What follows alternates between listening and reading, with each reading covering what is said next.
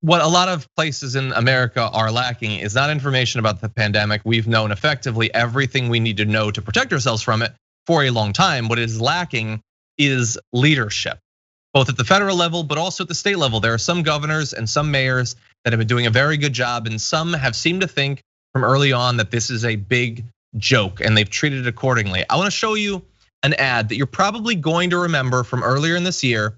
This is from the governor of South Dakota. Take a look at this. Kristi Noem, governor of South Dakota. This is how we do social distancing in our state.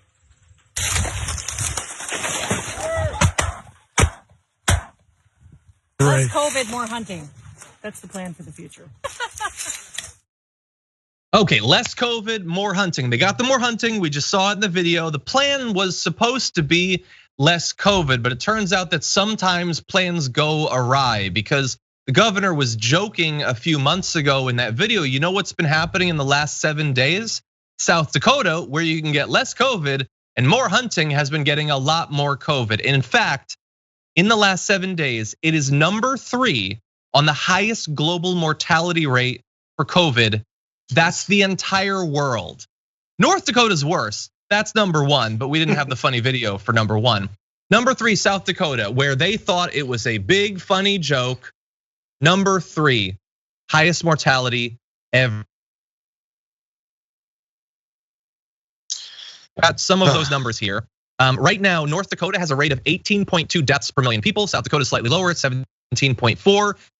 But that without context doesn't really mean much. The US at large over the last 7 days is at 3.3. So South Dakota is doing between 5 and 6 times worse than the country at large. There are some areas of the country that are below that average, that are doing much better, below 2 even. And they're doing 5 or 6 times worse. And it's not exclusively up to the government to do something about that.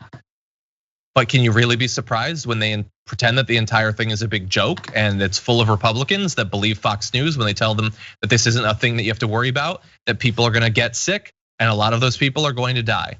I believe it was in North Dakota. We said just yesterday, 1 in 1,000 people in that state have already died from COVID.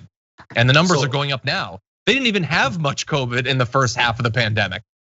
So as this reality comes to many of these states that are seeing these numbers, it's gonna be hard to continue to deny it. Because of course, in the summertime, as they said, there was a plateau in many states because summer activities, people are outside and there's better opportunities for that. But as this is happening, the way that they've said it would happen, some of these governors are now having to reverse their decisions and say, okay, now we need to have some social justice. I mean, the governor of Iowa was one of them, Kim Reynolds.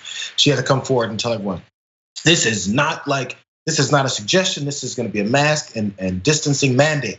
So as they begin to see reality, what is the reaction then going to be from their constituents who they've been lying to before and tell them that there's nothing to worry about and to continue on with their lives as normal?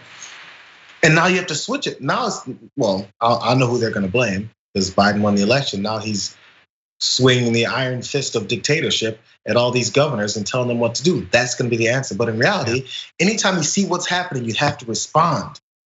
And just because they're responding late doesn't mean that it's not a real response. They're going to respond late, and then people are going to revolt that because of the way that they approached it the first time. It's so much easier just to do things the right way. And then you can actually have your Black Friday sales where people are crowding each other and kicking each other and stepping on necks like we want to have happen for some reason.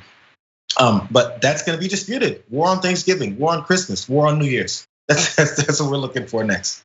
Oh, we're going to turn to that in just one moment, actually. But I don't doubt that you're right.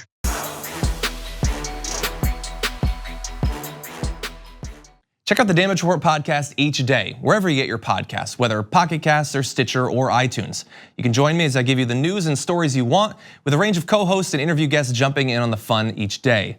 Again, that's the Damage Report, wherever you get your podcasts. And if you get them at iTunes, don't forget to rate and review. Sometimes I'll read them live on the show.